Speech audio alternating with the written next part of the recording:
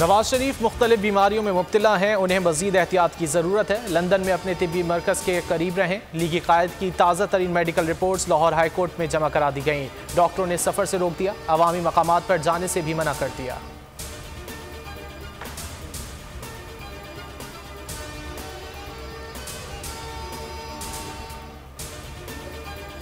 धांधली रोकने का वाहिद हल इलेक्ट्रॉनिक मशीन है। इलेक्ट्रॉनिक वोटिंग मशीन को हैक नहीं किया जा सकता। शिबली फराज कहते हैं इलेक्शन कमीशन को भी नहीं पता होगा ईवीएम किस हल्के में जाएगी। ईवीएम को एक शख्स एक से ज़ायद बार इस्तेमाल नहीं कर सकता।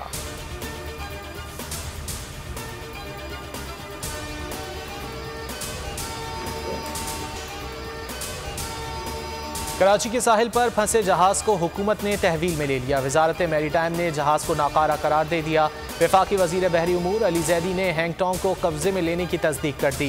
ट्वीट में लिखा, जहाज सफ़र के काबिल नहीं, नेविगेशन और मशीनरी ख़राब है। जहाज इंसानी जानों और दीगर जहाज़ों के लिए ख़तरा है। जहाज को निकालने के लिए ऑपरेशन कल तक मुलतवी।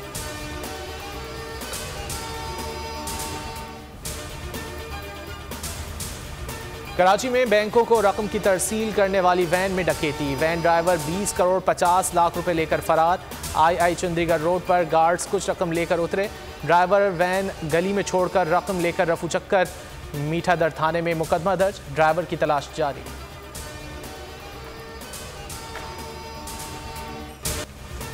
कोरोना की चौथी लहर के ताबड़तोड़ वार। डेल्टा से मजीद 81 अमवात, तादाद 24,085 हो गई। 4,856 अफराद मुल्क वबा की लपेट में आ गए।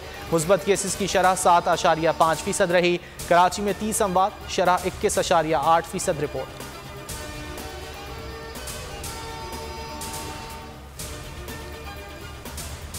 मुबशिर खोखर कत्ल केस, तीनों मुलजिमान का 5 रोज़ा जिस्मानी रिमांड पुलिस के हवाले कर दिया गया। कैंट कचहरी में मरकजी मुलजिम नाजिम, उमर हयात और बाबर को पेश किया गया।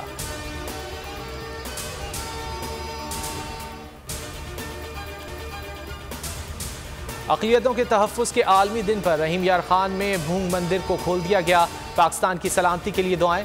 हिंदू काउंसिल के सदर रमेश कुमार कहते हैं आइन में अक़लियतों को बराबर के हुकूक दिए गए हैं। वज़ीर आज़म और चीफ जस्टिस का मंदिर हमले का नोटिस साबित करता है रियासत अक़लियतों के साथ है। 1 हफ्ते में मंदिर बहाल कर दिया गया।